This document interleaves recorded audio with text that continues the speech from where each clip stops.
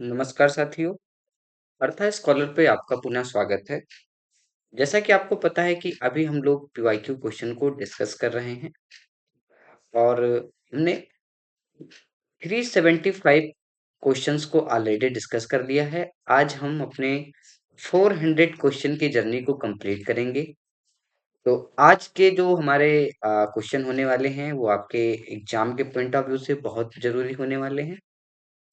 क्योंकि अभी हम लोग प्रीवियस ईयर क्वेश्चन कर रहे हैं। अभी हम प्रीवियस ईयर क्वेश्चन कर रहे हैं और इस प्रीवियस ईयर क्वेश्चन का महत्व ये है कि इससे आपको आपके एग्जाम का लेवल पता चल जा रहा है और आप देख पा रहे हैं कि आपसे वो क्वेश्चन हो पा रहा है कि नहीं अब हो पा रहा है। आप अपने आप को इवेलुएट भी कर पा रहे हैं। यूजीसी नेट के पेपर में, स्पेशली यूजीसी नेट के पेपर में पीवाईक्यू का एक बहुत इंपॉर्टेंट रोल होता है। ठीक है, तो कितनी अच्छी बात है कि अगर आप इस बार का पेपर देने जा रहे हैं तो आपका पूरा पीवाईक्यू इसी जर्नी के दौरान कंप्लीट हो जाएगा। आप ऑलरेडी 2000 से ज्यादा क्वेश्चन प्रैक्टिस करके जाएंगे, तो एक कॉन्फिडेंस के साथ जाएंगे एग्जाम देने। तो आप इस पूरी सीरीज को जरूर देखें और सारे क्वेश्चन जरूर करें। ठीक है, क्योंकि कई बार क्या होता है कि हम क्वेश्चन तो करते ही हैं, साथ में कॉन्सेप्ट को भी डिस्कस करते हैं, तो क्वेश्चन प्लस कॉन्सेप्ट दोनों चीजें आपको फायदा पहुंचाएंगी। ठीक है, तो बिना देरी किए आइए आज के इस सेशन को स्टार्ट करते हैं और हम आज के क्वेश्चन को करना स्टार्ट करते हैं। ठीक है, तो लास्ट क्लास जहाँ पे खत्म हुई थी, हम अपने उस जर्नी को क्या करेंगे, वहीं से इस जर्नी की शुरुआत करेंगे। ठीक है, लास्ट सवाल हम क्वेश्चन नंबर 75 पे रुके थे। 76 से स्टार्ट करेंगे आज के इस क्लास को। ठीक है, तो क्वेश्चन नंबर 76 को देखते हैं। विच among the following is most volatile flow of foreign exchange. अच्छा, सबसे ज्यादा वोलेटाइल कौन सा होता है? तो देखिए, वो एफडीआई जो होता है वो नॉन वोलेटाइल होता है, क्योंकि वो आता है पर वो इतनी आसानी से जाता नहीं है यहाँ से। ठीक है, ऐसा नहीं कि आप आज एफडीआई डालें और कल यहाँ से विड्रा कर लेंगे, तो ये नॉन वोलेटाइल होता है, तो ये हमारा नहीं होगा। एक्सटर्नल कमर्शियल बोरोइंग, ये भी नॉन वोलेटाइल होता है।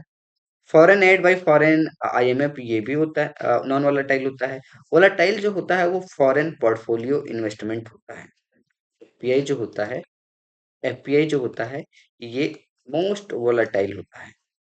ठीक है, आप चाहे तो आज यहाँ के शेयर मार्केट में इन्वेस्ट करके रखते हैं बाहर के लोग, और जब चाहे यहाँ से विड्रा करा सकते हैं। ये क्या होता है? वोलेटाइल होता है। तो ये हमारा क्वेश्चन नंबर 76, बढ़िया सवाल था। अगला सवाल बेसल नॉर्म्स से है। तो पूछा गया है कि बेसल नॉर्म थर्ड से आपसे सवाल पूछा गया है। ठीक है, मुझे लगता है बेसल नॉर्म्स के बारे में थोड़ा सा हमें डिस्कस कर लेना चाहिए। ठीक, आइए एक बार बेसल नॉर्म्स के बारे में थोड़ा सा डिस्कशन हम कर लेते हैं। ठीक है, तो बेसल नॉर्म्स जो है वो बेसिकली तीन बेसल नॉर्म्स अब तक आ चुके हैं। ठीक है, तीन बेसल नॉर्म्स अब तक आ चुके हैं। हमारा पहला बेसल नॉर्म्स जो था, पहला बेसल नॉर्म्स जो था वो आया था 1988 में। अच्छा, बेसल नॉर्म्स होता क्या है ये आपको पता है? कि सारे सेंट्रल बैंक जो बाकी दुनिया के सेंट्रल बैंक हैं, ग्लोबल फाइनेंशियल स्टेबिलिटी बनाने के लिए उनके उनके लिए कुछ गाइडेंस रिकमेंडेशंस जारी की जाती है। उसी को हम क्या बोलते हैं? बीआईएस, बेसल नॉर्म्स बोलते हैं। ठीक है, पहला बेसल नॉर्म्स हमारा आता है कब? 1988 में। दूसरा बेसल नॉर्म्स हमारा कब आया है? दूसरा बेसल नॉर्म्स हमारा 2004 में आया था। और चूंकि 2004 के बाद 2007 वाला फाइनेंशियल क्राइसिस आया था, आपको पता होगा 2007 का जो फाइनेंशियल क्राइसिस पूरी दुनिया ने फेस किया, तो हम माना गया कि 2004 का बेसल नॉर्म्स पर्याप्त नहीं था, तो फिर एक और बेसल नॉर्म्स आया। बेसल नॉर्म्स थर्ड आया हमारा, और यही से हमें क्वेश्चन पूछा गया है, जो कि कब आया है? जो कि 2010 में आया। 2010 में आया है ये। ठीक है, अगर इसके बारे में बात की जाए, बेसल नॉर्म फर्स्ट के बारे में, तो यहाँ सी ए आर के बारे में बात किया गया। कैपिटल एडिक्वेसी रेशियो के बारे में बात किया गया, जो कि मिनिमम 8% बोला गया हमें कैपिटल एडिक्वेसी रेशियो बना के रखना चाहिए। ठीक है, इसमें भी कुछ कैटेगरी बनाई गई थी कि रिस्क वेटेड एसेट जो होगा वो 20%, 50% के हिसाब से कैटेगरी बनाई गई थी, लेकिन मेन जो इस पे काम किया गया वो कैपिटल एडिक्वेसी रेशियो को लेकर के किया गया। ठीक है, बेसल नॉर्म्स 2 में क्या किया गया? बेसल नॉर्म्स 2 में बेसिकली तीन पिलर के बारे में डिस्कशन किया गया। ठीक है, एक तो मिनिमम कैपिटल रिक्वायरमेंट, बैंकों के पास उतना तो मिनिमम कैपिटल होना चाहिए कि वो रिक्वायरमेंट को पूरा कर पाए, मिनिमम कैपिटल रिक्वायरमेंट। दूसरा, supervisory review process, supervisory review process.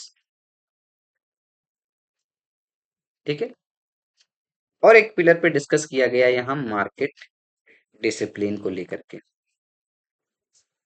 Market discipline को लेकर के। ठीक है, बेसल नॉर्म्स थर्ड, अच्छा, इसमें ऑपरेशनल रिस्क को क्या किया, इंक्लूड किया गया था। अब जो अभी चल रहा है ये हमारा बेसल नॉर्म्स थर्ड चल रहा है, जहां पे हमने बेसिकली किसके किसके बारे में बात की है। यहाँ हमने ऊपर जो चीजें दी गई हैं इसके बारे में तो बात किया ही किया गया है।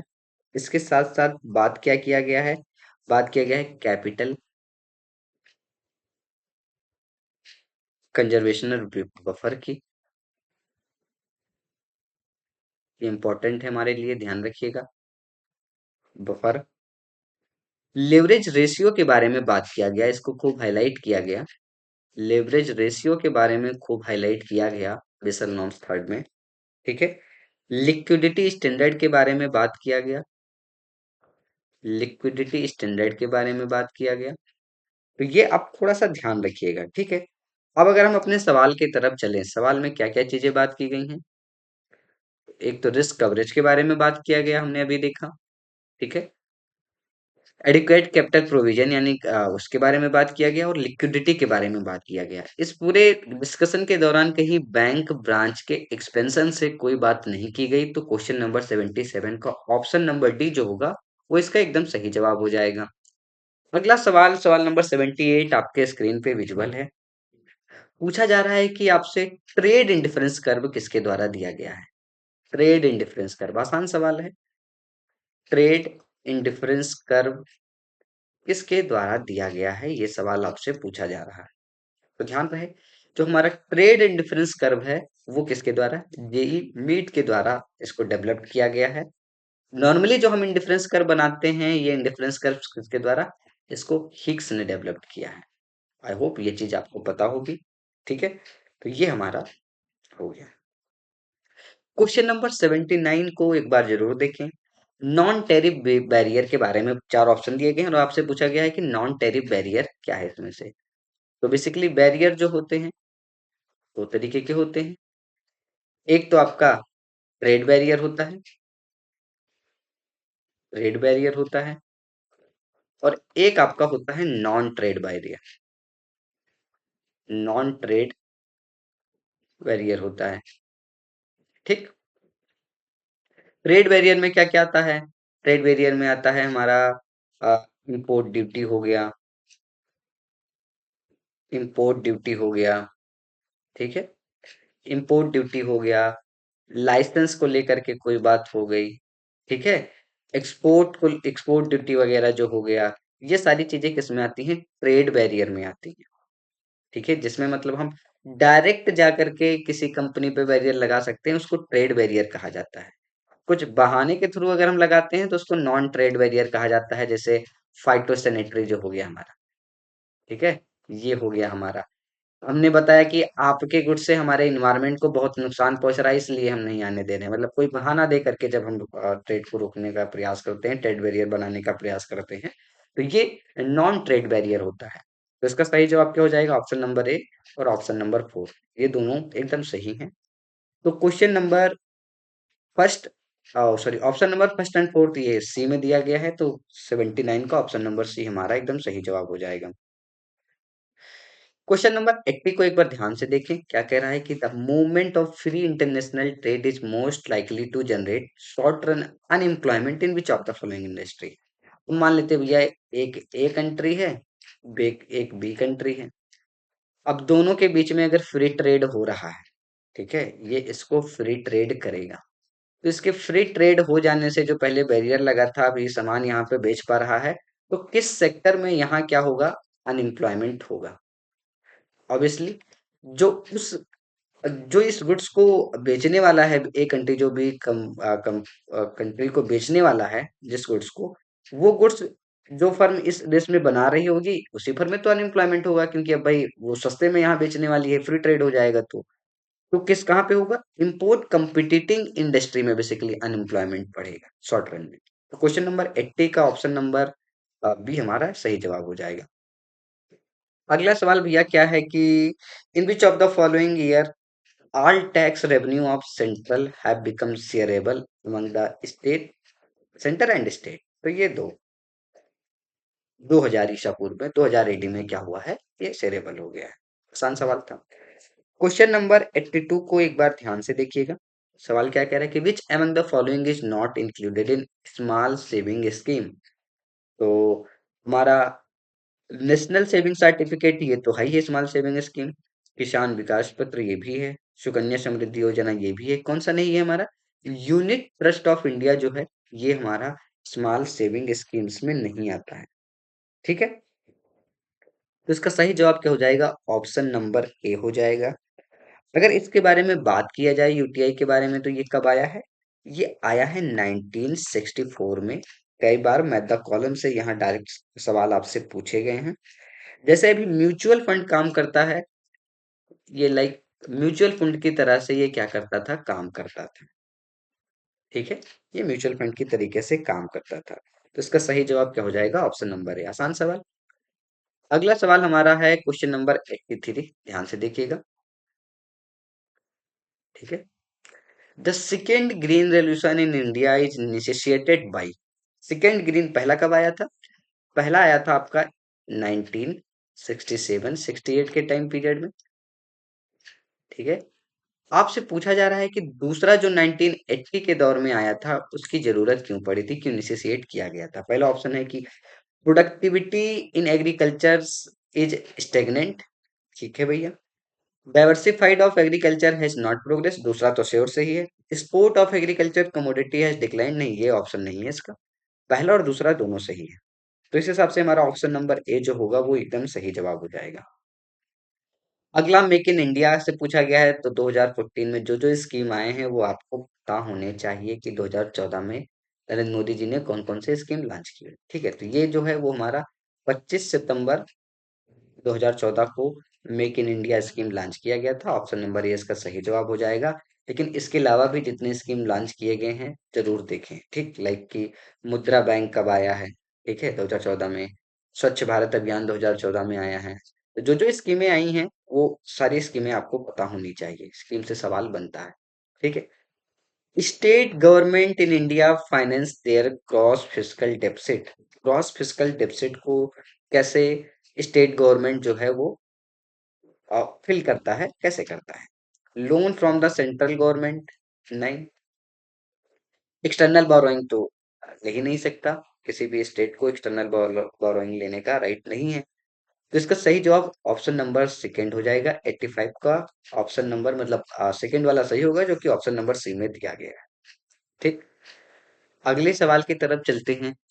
The sale of T bill is conducted through an action. Treasury bill जो है वो एक्शन के थ्रू होता है, दैट इज राइट।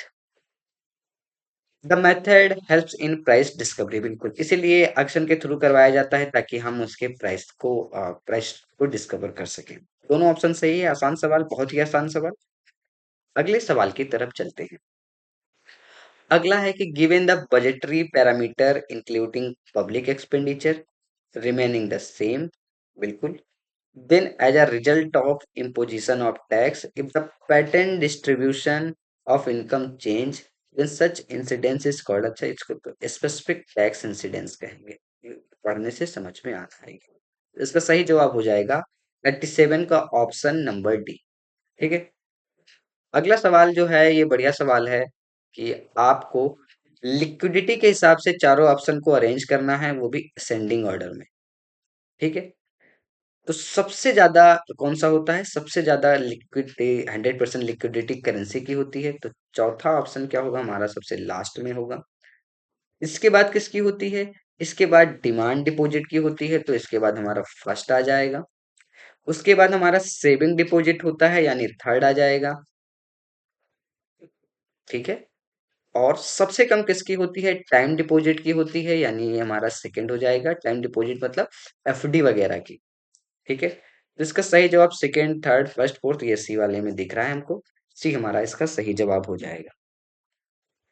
अगला सवाल देखते हैं कि if with the increase in income the percentage of income collected as remain constant, यानी जब आपका 1 लाख इनकम था, ठीक है, 10 लाख आपका इनकम था, तब आपसे आपके इनकम का 10% लिया जाता था।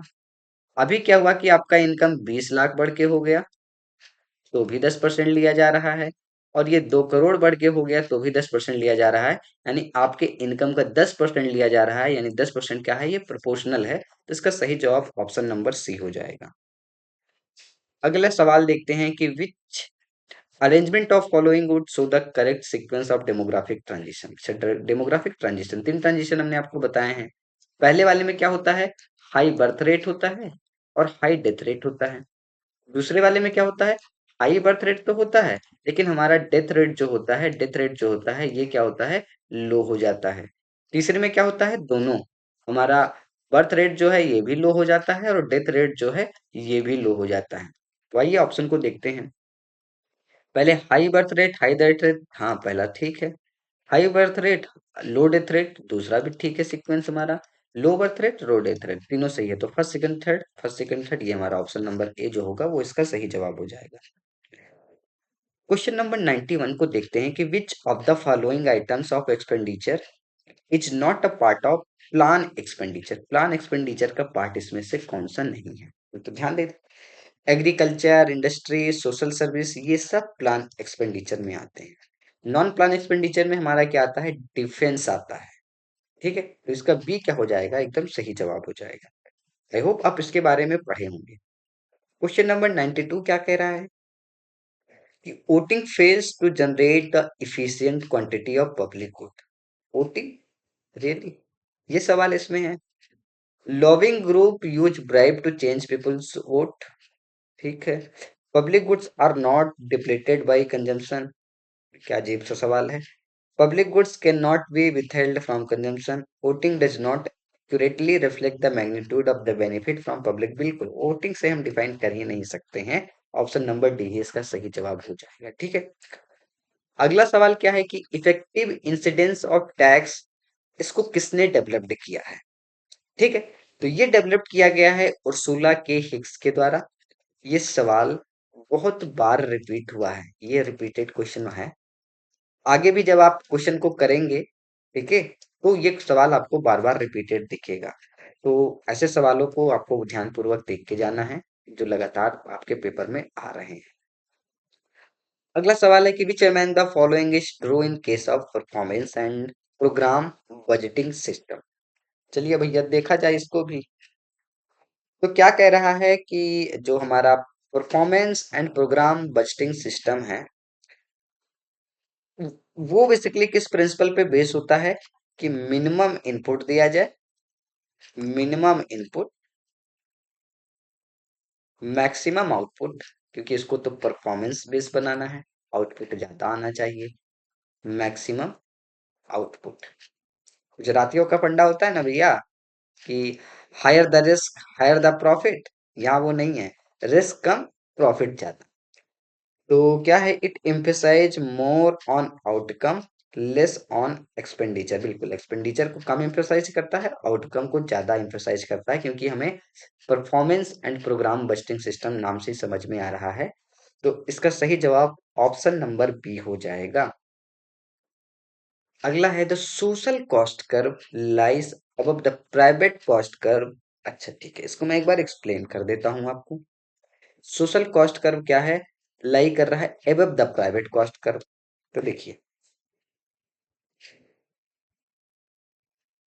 दो कॉन्सेप्ट मैं आपको बता रहा हूं। एक बता रहा हूं पॉजिटिव एक्सटर्नलिटी के बारे में,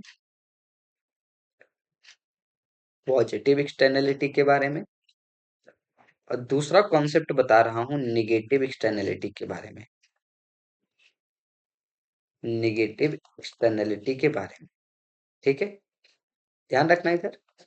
पॉजिटिव एक्सटर्नलिटी में हमारा कर्व कैसा होता है कि पहली बात, पॉजिटिव एक्सटर्नैलिटी आपको पता है कि दो लोगों के ट्रांजेक्शन से अगर थर्ड पर्सन को बेनिफिट मिल रहा है बिना कुछ पे किए, उसको पॉजिटिव एक्सटर्नैलिटी कहते हैं।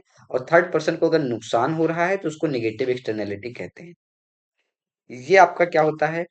Private marginal benefit. ये आपका क्या होता है? सोशल मार्जिनल कॉस्ट, जो कि इक्वल टू होता है प्राइवेट मार्जिनल कॉस्ट के। यहाँ हमारी क्वांटिटी होती है और यहाँ हमारा क्या होता है? प्राइस होता है। ठीक है। तो बेसिकली होता क्या है कि इस केस में हमारा सोशल मार्जिनल बेनिफिट जो होता है ये इसके ऊपर आता है।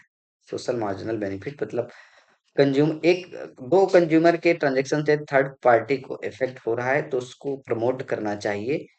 तो हमारा social marginal fit benefit curve इसके ऊपर आता है और ये राइटवर्ड शिफ्ट हो जाता है। पहले क्या हो रहा था, अगर पॉइंट ए के बारे में बात करें तो यहाँ अंडर प्रोडक्शन हो रहा था या अंडर कंजम्पशन हो रहा था। तो इसकी वजह से सरकार ने सब्सिडाइज किया या जो भी किया, ठीक है। इससे हमारा जो बेनिफिट है वो सोशली बेनिफिट हम ऊपर पहुंच जाते हैं और इससे हमारा जो प्रोडक्शन है, वो प्रोडक्शन जो अंडर प्रोडक्शन हो रहा था वो बढ़ जाता है। तो कुल मिलाकर के आपको याद रखना है कि इस केस में हमारा सोशल मार्जिनल बेनिफिट जो है वो इस तरीके से शिफ्ट होता है। निगेटिव एक्सटर्नैलिटी का कॉन्सेप्ट देखिएगा भैया। इसमें क्या होता है, ये हमारा प्राइवेट मार्जिनल कॉस्ट होता है। ठीक है। ये हमारा क्या होता है? सोशल मार्जिनल बेनिफिट, जो कि इक्वल टू होता है प्राइवेट मार्जिनल बेनिफिट के। यही सवाल आपसे पूछा गया है। इस केस में क्या होता है हमारा, यहाँ पे हम प्रोडक्शन कर रहे होते हैं इतनी क्वांटिटी और इतने प्राइस पे बेच रहे होते हैं। इस प्राइवेट मार्जिनल कॉस्ट में हम सिर्फ प्रोडक्शन कॉस्ट को इंक्लूड कर रहे होते हैं। जो सोशल कॉस्ट, मान लीजिए कि एक इंडस्ट्री लगाई गई, उस इंडस्ट्री के धुएं से, उसके गंदे पानी से आसपास के गांव के लोगों को तो उनके हेल्थ का नुकसान हो रहा है। लेकिन जो इनके हेल्थ को नुकसान हो रहा है उसमें जो कॉस्ट आ रही है दवा लेने में, ये कॉस्ट अपने गुड्स के प्रोडक्शन में ये नहीं इंक्लूड करता है। तो गवर्नमेंट क्या करती है, इस पे टैक्स लगाती है, उस टैक्स से इनकी दवा की व्यवस्था कराना, अस्पताल बनवाना, रोड बनवाना, ये सब का काम किया जाता है। तो इसमें हम सोशल मार्जिनल कॉस्ट जो हमारा होता है ये अबव जाता है इसके। सोशल मार्जिनल कॉस्ट इसके ऊपर जाता है। अब जब पहले कोई टैक्स नहीं लग रहा था, अब इस पे टैक्स इंक्लूड कर दिया गया। जब कोई टैक्स नहीं लग रहा था तो इकोनॉमी में ओवर प्रोडक्शन हो रहा था। अब इसकी वजह से क्या होगा, प्रोडक्शन हमारा इस तरफ शिफ्ट होगा। उधर हमारा क्या हुआ था, इस तरफ शिफ्ट हुआ था। ठीक है, हम इधर आएंगे और प्राइस भी हमारा क्या होगा, बढ़ेगा। ठीक है। ये होता है निगेटिव एक्सटर्नलिटी। ये पूछा क्या है हमारे, social cost lies above the private cost. हमने देखा सोशल मार्जिनल कॉस्ट जो है वो अबव लाई कर रहा है मार्जिनल प्राइवेट मार्जिनल कॉस्ट से। तो इसका सही जवाब क्या हो जाएगा, निगेटिव एक्सटर्नलिटी हो जाएगा। बढ़िया सवाल था। मैं उम्मीद करता हूँ कि आपने सीखा होगा इस सवाल। अगला मैथ द कॉलम वाला सवाल है भैया। तो पहला सवाल ही आपको बढ़िया दिख जा रहा है कि अगर मीन ग्रेटर देन मोड है तो हमारा स्क्यूनेस जो होता है वो पॉजिटिव स्क्यूड होता है। चल इसको थोड़ा छोटा कर दो ताकि पूरा सवाल दिखे। क्या होता है ये पॉजिटिव स्क्यूड होता है। तो डी का तो हमें जवाब मिल गया भैया। डी का सही जवाब हमारा ऑप्शन नंबर फर्स्ट हो जाएगा। तो फर्स्ट तो भैया बहुत सारे में है, एक में नहीं है, तो इसको हटा देते हैं। ठीक है। दूसरा देखते हैं स्टैंडर्ड डिविएशन। स्टैंडर्ड डिविएशन से हम क्या मेजर करते हैं, हम मेजर करते हैं dispersion. Mean deviation, standard division, ये सब डिस्पर्जन के मेजरमेंट है। तो हमें ए का भी पता चल गया भैया। ए का कौन सा ऑप्शन सही है, ए का ऑप्शन नंबर थर्ड सही है। आइए बी देख लेते हैं।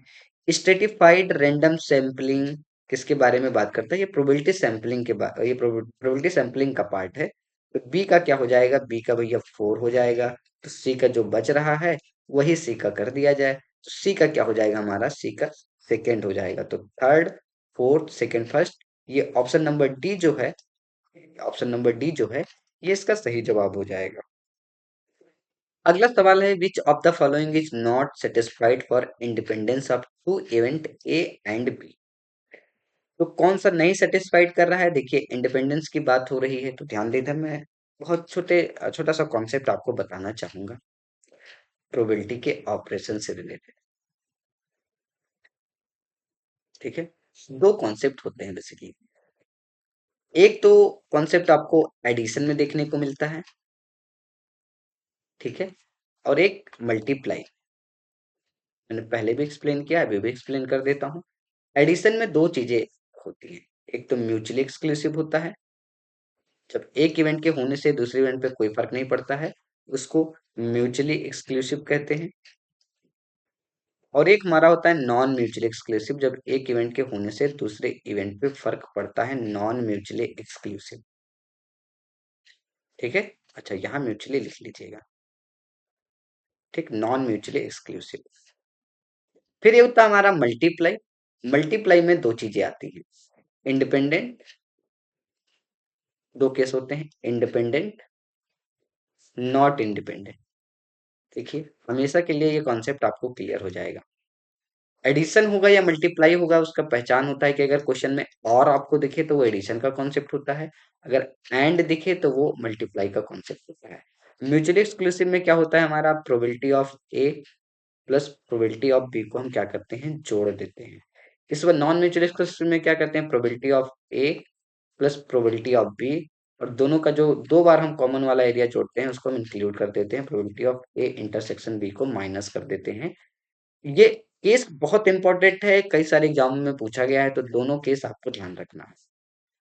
इंडिपेंडेंट में क्या होता है हमारा, प्रोबेबिलिटी ऑफ ए को हम मल्टीप्लाई करते हैं, या प्रोबेबिलिटी ऑफ बी हमारा होता है। ठीक है, बेसिकली करते कैसे हैं, probability of A into probability of B कर देते हैं, ये हमारा इंडिपेंडेंट में होता है। और नॉन इंडिपेंडेंट में probability of A into probability of probability B by A कर देते हैं, ये हमारा इंडिपेंडेंट का होता है। तो independent non independent basically addition और मल्टीप्लिकेशन के रूल से आपको ये चीजें ज्यादा आसानी से समझ में आ जाएंगी। इंडिपेंडेंस है मतलब ये मल्टीप्लाई का कॉन्सेप्ट है, तो ये हमारा सही हो जाएगा, ये सही हो जाएगा, ये सही हो जाएगा। ये किसका केस है, ये केस हमारा म्यूचुअली एक्सक्लूसिव का है, जो कि एडिशन का पार्ट होता है। ऊपर वाले सारे केस मल्टीप्लाई के पार्ट है, ये म्यूचुअली एक्सक्लूसिव का केस है हमारा। तो 97 का ऑप्शन नंबर डी एकदम सही जवाब हो जाएगा। ठीक है, अगला सवाल है हमारा 98, coefficient of correlation is independent of which of the following. तो याद रखिएगा, कोरिलेशन एकमात्र इकोनॉमिक्स में, सॉरी स्टैटिस्टिक्स में ऐसा पार्ट होता है जो कि ओरिजिन और स्केल दोनों के चेंज से इंडिपेंडेंट होता है। ध्यान रखिएगा इस बात को, कि अगर कोरिलेशन है तो वो ओरिजिन और स्केल दोनों के चेंज से क्या होगा, इंडिपेंडेंट होगा। फिर चाहे आप ओरिजिन से चेंज करें या आप स्केल से चेंज करें, उस पर कोई फर्क नहीं पड़ेगा। क्वेश्चन नंबर 99 है कि which is not a sampling distribution, कौन सा सैम्पलिंग डिस्ट्रीब्यूशन नहीं है। तो टी टेस्ट तो हमारा सैम्पलिंग डिस्ट्रीब्यूशन है, एफ टेस्ट भी सैम्पलिंग डिस्ट्रीब्यूशन है, काई स्क्वायर भी है, ये पॉइसन डिस्ट्रीब्यूशन जो है ये हमारा प्रोबेबिलिटी डिस्ट्रीब्यूशन का पार्ट है। आई होप डिस्ट्रीब्यूशन आपने अच्छे से पढ़ के रखा होगा। अगर आपने नहीं पढ़ा है तो कमेंट बॉक्स में जरूर बताइएगा। नेक्स्ट शॉर्ट टॉपिक में हम वैसे भी प्रोबेबिलिटी और प्रोबेबिलिटी डिस्ट्रीब्यूशन को पढ़ाने वाले हैं। ठीक है, क्वेश्चन नंबर 100 को एक बार ध्यान से देखते हैं। The time series of production yield trend देके रखा है, y इज इक्वल टू इतना। ठीक है, हमें निकालना क्या है, ग्रोथ रेट ऑफ y निकालना है। ठीक है, तो देखिए सवाल को कैसे किया जाता है। ठीक, तो देखिए y इधर में सॉल्व कर दे रहा हूं, y इज इक्वल टू कितना देके रखा है, 136 e की पावर 0.021। ठीक है, e, ये इतना देके रखा है। अब यहाँ अगर हम अपने b की वैल्यू निकाले तो हमारे b की वैल्यू क्या होती है, b की वैल्यू बेसिकली, इसको हम इस तरीके से तो बोल सकते हैं ना कि ये जो हमारा फंक्शन है वो इस तरीके से लिखा हुआ है, a e की पावर bt। इसमें तो कोई दिक्कत नहीं है, इसी इसी इसी फॉर्म में लिखा हुआ है ये। तो हमारे b की वैल्यू यहाँ क्या है, b की वैल्यू हमारे है 0.021। और ग्रोथ रेट अगर हमें निकालना है इसका, ग्रोथ रेट हमें निकालना है, तो ग्रोथ रेट निकालने के लिए कुछ नहीं करना होता है, आपको b इंटू 100 से मल्टीप्लाई कर देना है। तो आप b इंटू 100 से मल्टीप्लाई करेंगे तो 0.12, ठीक है, ये 2.1% आ जाएगा। बी नंबर इसका क्या हो जाएगा, एकदम सही जवाब हो जाएगा। तो ये हमारा 100 क्वेश्चन इसका कंप्लीट हुआ। अभी हम लोग डिस्कस कर रहे थे 300 से 400 के बीच के क्वेश्चन को डिस्कस कर रहे थे। ठीक है, जो 4 लेक्चर्स में कंप्लीट हुए। आज के इस क्लास में 2000 क्वेश्चन सीरीज से 400 क्वेश्चन का सीरीज, 400 क्वेश्चन का जो सीरीज था ये हमने कंप्लीट कर लिया है। अभी आपके एग्जाम में टाइम है, एग्जाम से पहले मेरी पूरी प्रयास है कि मैं आपको 2000 क्वेश्चन प्रैक्टिस करवा के भेजूं। तो बहुत बधाई, 400 क्वेश्चन आपने कंप्लीट कर लिया है। अगली क्लास में हम 400 से 500 वाली सीरीज को स्टार्ट करेंगे।